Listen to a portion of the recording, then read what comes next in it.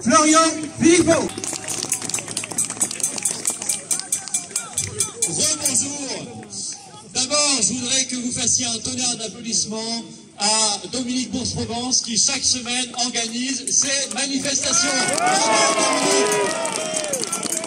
Le référent de Paris. Un tonnerre d'applaudissements à Christine, à Philippe, à Nicolas qui est parti. Un tonnerre d'applaudissements à Eric qui fait les liaisons et qui lance les slogans et qui nous dit son point de vue sur cette affaire. Bravo Eric. Et vous avez le droit de vous applaudir parce que, regardez, même quand il pleut, même quand il neige, même quand il traîne, même quand il fait froid, vous êtes là. Mon cluster préféré, le cluster de résistants que vous êtes, est bien là, quoi qu'il arrive. Bravo. Alors je commencerai comme Christine Tazin par saluer les restaurateurs italiens. On peut dire qu'ils ont un sacré courage. Restaurateurs français, je sais qu'il y a un mot d'ordre qui court pour le 1er février. Si vous avez le courage d'y aller, nous serons avec vous. Nous serons ceux qui commanderont des entrecôtes frites chez vous.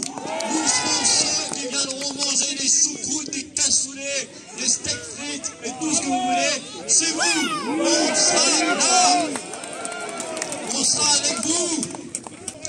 Je voudrais saluer la coordination Santé Libre, le professeur Perron qui en a pris la tête. Ça aussi, ce sont des gens qui ont un sacré courage, un sacré panache.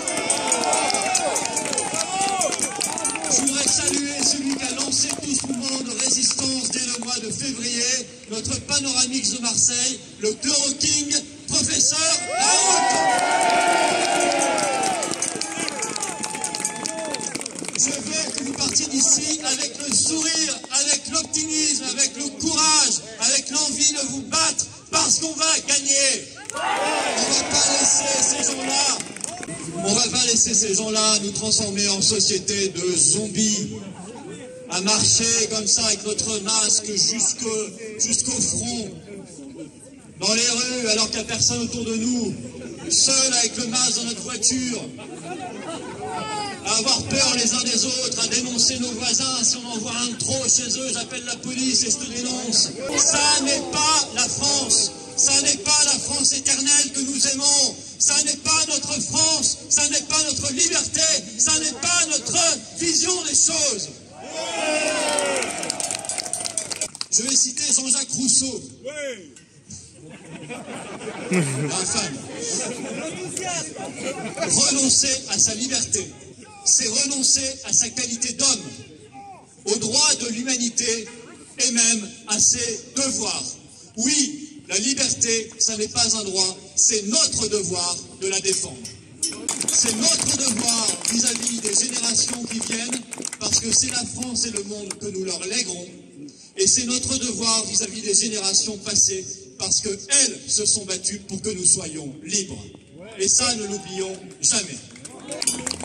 Alors la grande peur en ce moment, vous savez, il y a eu la peur de l'an 1000 au Moyen-Âge, là on est dans l'an 1000, hein, mais l'an 1000 c'est le mutant.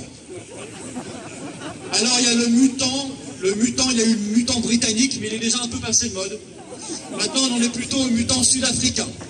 Celui-là, il est effrayant. Et puis il y a le mutant, je crois, brésilien, qui pointe le bout de son nez aussi. J'ai même entendu parler du mutant japonais. Alors on aura bientôt, je sais pas, le mutant serbo-croate, le mutant de Gif-sur-Yvette, le mutant en emporte-le-vent, le mutant en sauce ketchup mayo, je sais pas, ils vont nous inventer mille et une choses pour que nous ayons peur, pour qu'on tremble, pour qu'on se réfugie derrière le vaccin et le passeport sanitaire. Et vous avez vu, je voulais vous alerter mes chers amis, vous avez vu hier la Commission européenne, et c'est très sérieux, dire qu'elle soutenait le passeport sanitaire pour les 27 États membres de l'Union européenne. Et je n'ai pas été surpris de voir la sémillante Ursula von der Leyen nous dire ça. Le combat contre le covidisme, le combat contre le parti covidiste, le combat contre l'européisme, le combat contre le mondialisme, le combat contre cette oligarchie, c'est le même combat. Ce sont les mêmes ennemis. C'est la même liberté qu'ils veulent nous séquestrer et nous voler. On se bat pour nos libertés individuelles et collectives et on se bat en même temps pour la liberté de la France. Ça s'appelle le Frexit. Alors aujourd'hui, on est mis en couvre-feu à 18 h. Alors ils avaient hésité.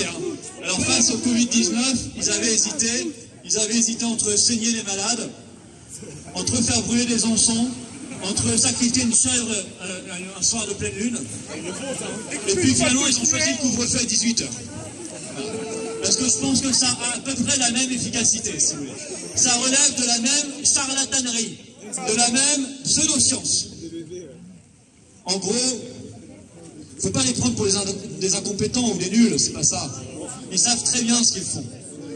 Ils choisissent la solution la plus liberticide possible. Remarquez que tous les lieux publics qui sont fermés sont les lieux de socialisation. Les restaurants, les bars, les cafés, les discothèques, les salles de sport, les cinémas, les théâtres, les lieux de culture, les festivals. Tous les lieux fermés sont les lieux où on se rencontre, où on crée de la chaleur humaine, où on crée de l'amitié, où on crée de la convivialité, où on peut éventuellement discuter et avoir des idées politiques ensemble pour changer le monde et changer la France. Ils veulent que nous restions chez nous, seuls, isolés. C'est pour ça qu'il faut faire précisément l'inverse. Bien sûr, je ne reviendrai pas là-dessus, bien sûr qu'il y a des traitements, bien sûr qu'il y a de la prévention, bien sûr qu'ils ne parlent jamais de système immunitaire, jamais ils ne parlent de soins, jamais ils ne parlent de l'ivermectine, jamais ils ne parlent de l'azithromycine, jamais ils ne parlent de tout ça, évidemment. Bien sûr qu'ils nous culpabilisent en disant que vous allez saturer le système hospitalier et qu'en même temps, ils continuent de fermer des centaines de lits à l'hôpital partout en France. Bien sûr, et ça vous le savez, alors qu'il faudrait faire précisément l'inverse. Mais je voudrais dire qu'au-delà de ça, de ces problématiques de santé, cette crise n'est plus sanitaire, cette crise depuis longtemps, elle est politique. Et c'est ainsi qu'ils l'envisagent et qu'ils la conduisent. Ce sont des décisions politiques. Quand vous voyez une entreprise dans le sud-ouest de la France vouloir imposer à ses salariés comme à des chiens un collier toute la journée, qui sonnera si jamais vous approchez à moins de 2 mètres de votre collègue qui aura le même collier que vous, et que vous n'avez pas face à ça une indignation générale, c'est que notre pays est quand même bien malade. C'est traiter les salariés et les gens comme des chiens, et encore on ne traiterait pas des chiens comme ça. Nous devons garder intacte notre capacité d'indignation, de révolte et de rébellion. Nous devons garder intacte notre capacité de résistance. Car vous l'avez remarqué, France rime avec résistance. Résistance, résistance, résistance, résistance, résistance, résistance, résistance, résistance, résistance, résistance.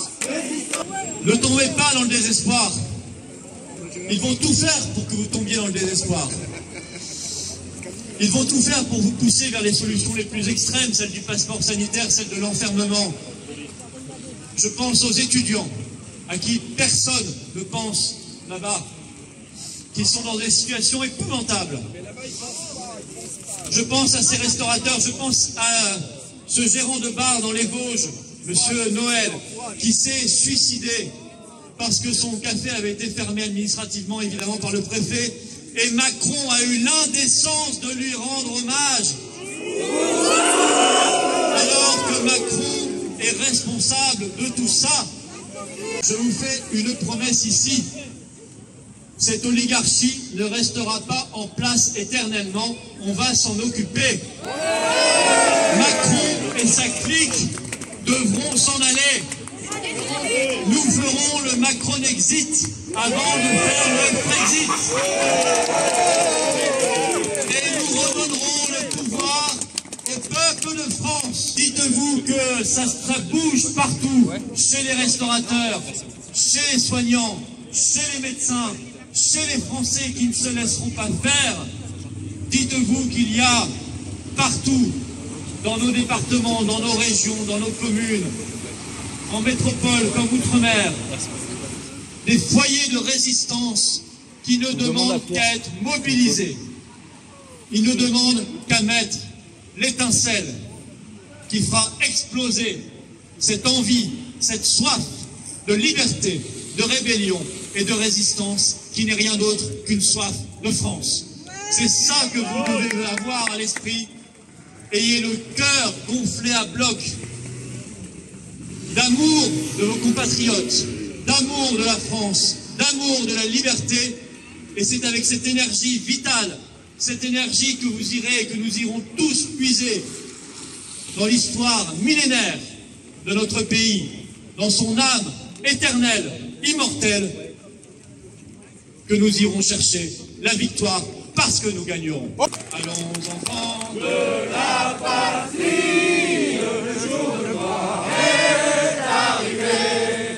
Contre nous de la tyrannie, l'étendard sanglant élevé, l'étendard sanglant élevé. Entendez-vous dans nos campagnes mugir ces féroces soldats qui viennent jusque dans nos bras, égorger nos fils et nos compagnes. Aux armes, citoyens, formez vos bataillons, marchons, marchons, qu'un sang impur abreuve nos sillons. Rendez-vous samedi prochain, même heure, 15h, ici, vous serez là. Bravo à vous et vive la France!